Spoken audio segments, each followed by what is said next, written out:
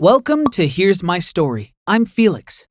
I beamed as I approached my friends with my latest math quiz, an A+ shining at the top. Can you believe these algebra problems? They're like puzzles waiting to be solved. One friend smirked, "Keep this up and you'll be the next Einstein." We all laughed, enjoying the moment. But little did I know, things were different back at home. As I reached home, I overheard voices from the living room. "That boy's always buried in his books and projects. He's old enough to work, you know. We could use the extra money." My stepdad, David, grumbled. Mom argued back. "He's just a kid, David. Let him focus on his studies." David said, "We don't need a genius in the house, just someone who pulls their weight." Later that night, still lost in thoughts from the earlier confrontation between Mom and David, I barely managed to focus on my notes for tomorrow's exam. I tiptoed towards the kitchen, hoping a midnight glass of water might clear my head. As I passed the balcony, soft whispers caught my attention. It was my stepdad's voice. David sounded scared. "Yes, sir, you'll get your money down to the last penny. No need to visit. Give me a week. I'll bring the money to you." I ducked behind the door, heart racing. Before he could spot me, I quietly retreated to my room. I overheard Mom and David arguing about my school again a few days later.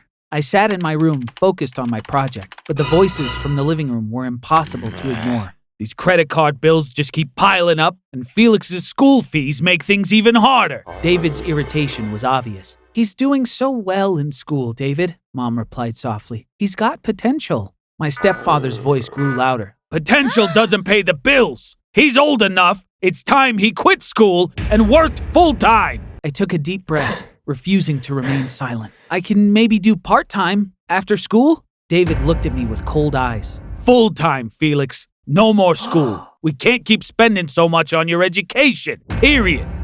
My stepdad wasted no time setting his plan in motion. The next day, he called me over to the computer. "Look here," he said, pulling up a job posting. "Speedy delivery. They need delivery boys, and they're hiring immediately." I frowned, spotting the picture of a motorbike on the screen. "I've never ridden one of those." He shrugged off my concern. "You'll pick it up. It beats reading those books all day." "Please consider part-time. I can still go to school and work there," I tried to reason, but he cut me off. "This is your future now. Tomorrow, you start at Speedy Delivery." The following day, I took a deep, hesitant breath in front of the Speedy Delivery's entrance. Pure chaos reverberated inside, boxes piling up, workers rushing, and engines ready for the day. A burly manager handed me an old-looking motorbike. He ordered, "This is yours. Remember, kid, faster deliveries mean bigger bonuses." Navigating the city's streets was an adrenaline-fueled ordeal. A car suddenly cut me off at one intersection, forcing me to swerve at the last second. As I caught my breath, another car beeped loudly, almost grazing the back of my motorbike. It felt like the city was fighting me at every turn. When the workday ended, I saw a few other boys, not much older than me, rushing about with the same anxious look I felt creeping onto my face. One said, nodding toward my bike, "Man, the bosses gave the newbie one of those old beaters? Those things are accidents waiting to happen." Feeling a pit in my stomach, I realized the full scope of David's decision. Not only was school gone, but every workday held real danger. When I arrived home from work that evening, I noticed the entire house was dark. I saw Mom working in the kitchen from the faint glow of a candle. She spoke, voice quavering. "David borrowed from loan sharks, sunk everything into cryptocurrencies and lost everything. Now they're after him." "But why the candle? Is our power out?" I asked. Before Mom could respond, David entered abruptly. "No lights, no signs we're here," he snapped, extinguishing the candle. "They know this address. If they suspect I'm home, it won't be good." His focus shifted to me. "I can't work now. Not with them watching. Your earnings, I need them. Plus, you gotta find another gig for evenings." He didn't stop there. Facing Mom, he declared, "No more free rides in this house. You'll start work too, cleaning or whatever. Both of you bring money." The days dragged on, each one tougher than the last. During the day, I made motorcycle deliveries and had an extra job washing cars at the car wash in the evenings. Meanwhile, my mother worked herself to the bone cleaning houses. Every penny we earned, David seized. One day, Mom asked, "Are we close to paying off those men?" "Of course not. The crypto coin thing is promising. I'm investing the money in it. I took some losses, but I promise I'm this close to a win," David growled. One morning when I arrived at Speedy Delivery, my supervisor immediately thrust an envelope into my hands. This address, 15 minutes. Hop to it, He snapped, pointing frantically at the address label. I glanced at the location and gulped. That's across town. I'd practically need to fly. His glare intensified. Sounds like a personal problem. Don't be late. Hesitating for a split second, I darted to my bike, the one with unreliable brakes and a fading engine. I pushed the bike to its limit, the cityscape blurring past. My doubts grew with each turn. Could I make it in time? Suddenly, as I zoomed around a bend, a group of kids were playing right in the middle of the street. My heart leapt to my throat. I slammed on the brakes, but they barely responded. The kids were dead ahead, and I was heading straight for them.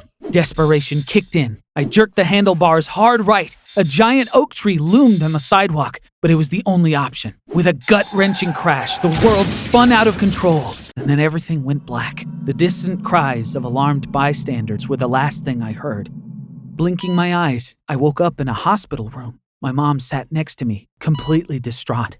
As soon as our eyes met, she embraced me, sobbing in relief. Seeing my confused look, she quickly explained, "You had a nasty crash, sweetheart. There are some fractures, but the doctors said you'll recover." Just then, a boy in the bed next to me spoke up. "Hi, it's good to see you awake. I heard you hit a tree to save some kids playing. That's brave." I was too weak to talk, but I smiled at him. It was nice to have a friend.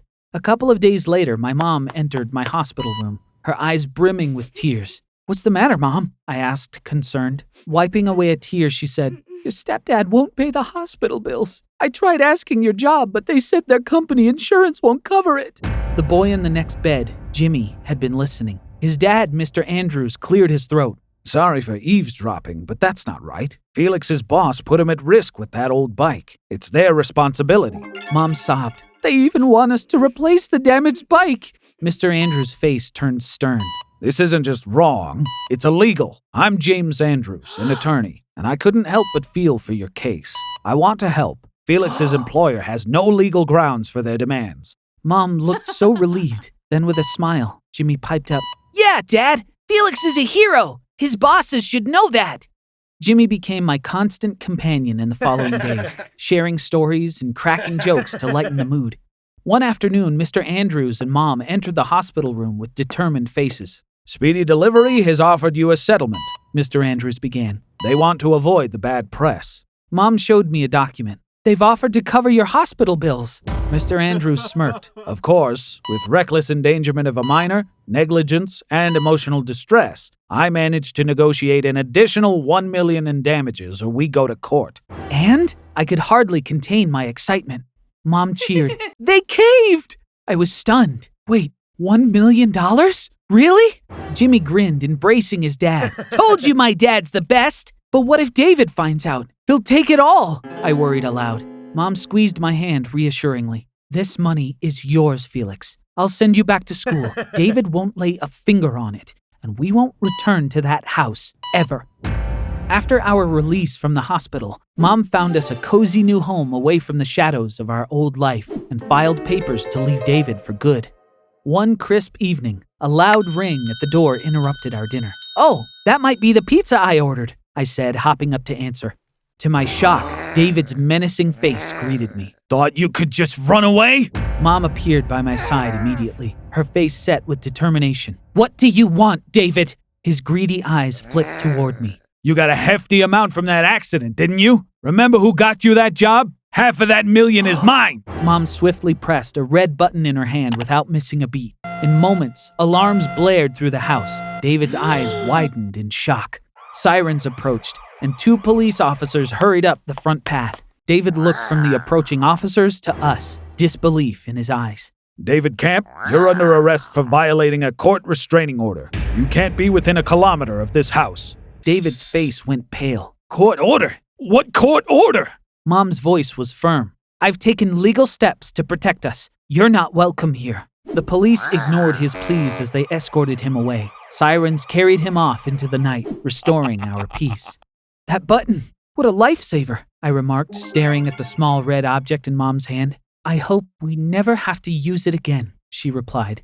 Determined to put the past behind me, I refocused on my studies. The days turned into weeks, and I realized I had a new mission: excel in school, pursue law, and one day stand up for the powerless, just like Mr. Andrews did for us.